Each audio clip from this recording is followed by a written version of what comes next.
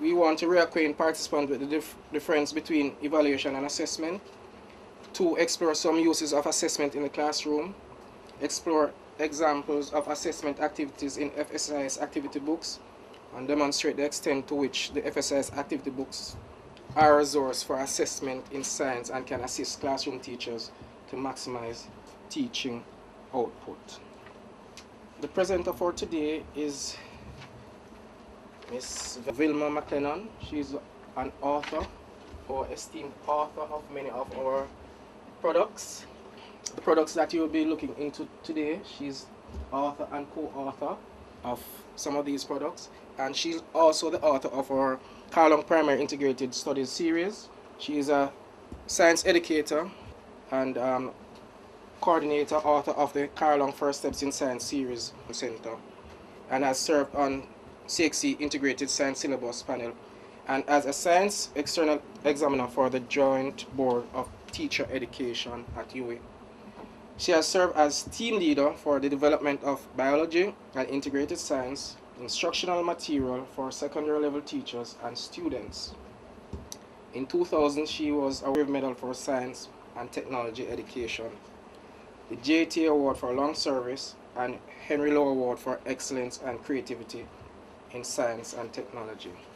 Let me welcome you to the workshop. Thank you very much for taking the time out from your classroom activities to come to be with us here at Carlong and to interact and hopefully to go away having undergone a change in various areas related to first steps in science. 2 important things should come out from this workshop. 1, for you to become familiar with the activity book. As I was hearing from you all a little bit earlier on, some of you are not familiar with the activity books, although you know the pupil books. We will look at some of the activities for you to see how you can use these activities, how they can assist you with assessment at the grades 4 to 6 level. The whole business of assessment becomes even more critical than it is lower down, because you are involved in preparing our children for the GSAT examination. So hopefully you will come away with that. Second thing is, very importantly, is that I know that when you went through your training in the Teachers College, various teachers colleges at the universities, etc., you would already have done activities or courses on classroom testing, on assessment, on measurement. If you are like the typical classroom teacher, having done and passed the course, that's it. I see you smiling, so I know I'm correct there. I was a classroom teacher myself, so I speak with the voice of experience. On a day-to-day basis, it is very likely that you do not stop to think about this whole business of assessment, of measurement, of testing, what have you. Because there is a whole plethora, a whole heap of books already ready-made for you to be able to use. And you use them willy-nilly, perhaps not even thinking, is this really right? Are these the sorts of things that we should be using? So in that respect, in terms of assessment, I would hope that as we interact today, you will be reacquainted with the whole business of assessment, to look at, in your mind's eye, look at what you are doing in your classroom, and to go away convinced that perhaps you can do something to improve the type of assessment you're doing, and perhaps to have assistance in doing this from First Steps in Science. All right. The aims are evaluation and assessment, exploring some uses of assessment using the Carlong First Steps in Science activity book, not the pupils book now, the activity book in your assessment.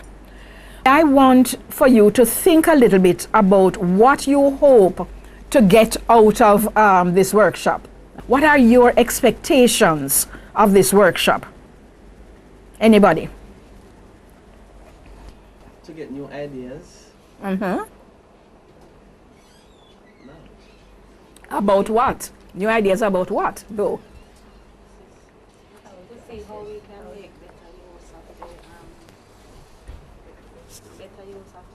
books and the activities Mm-hmm. inside. Are you familiar with the activity book?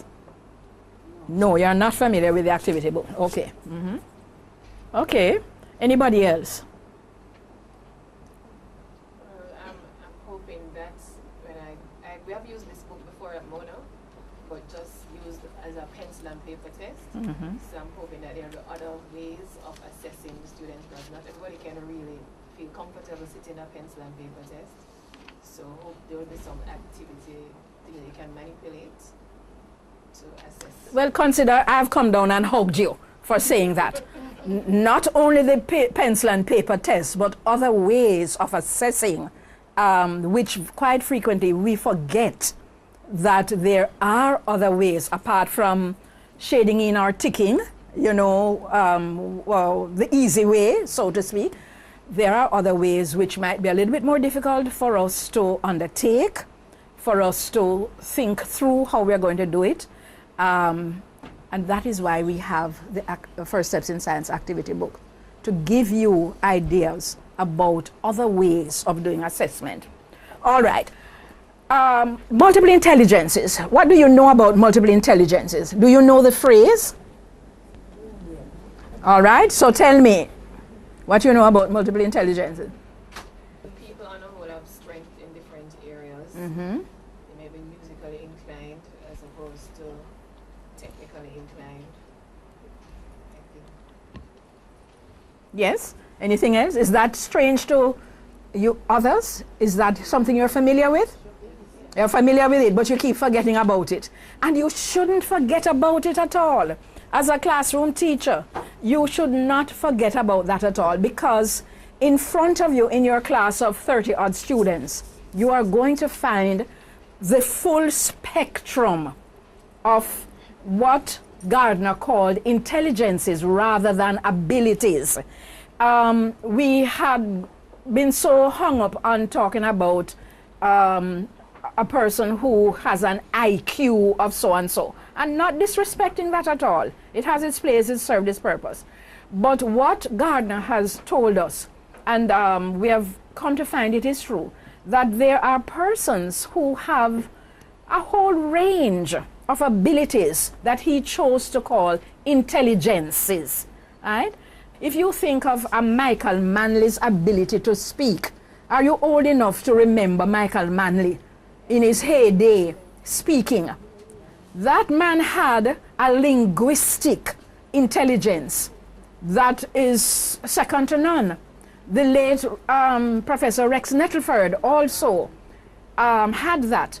Yet the same Professor Nettleford, you would never believe, could dance on stage, could choreograph, all right?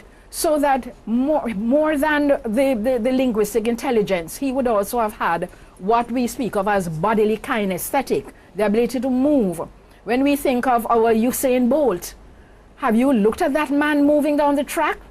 That is an intelligence or an ability that just leaves you with your mouth gawking, you know. And so this is what it is that we need to think about, that the children who are in front of us in our classes have come to us with varying abilities, not just the ability to write, to say their timetables, and I'm speaking now at the primary level rather than secondary, but they have so many other abilities, so many other intelligences that we need to tap into, and which, as we assess, we need to be aware of, such that if they are not quite as good with the language, their linguistic ability is not so good, they will not be at a disadvantage, because we are going to provide for other ways in which they can show me emotion, tra-la-la-la-la.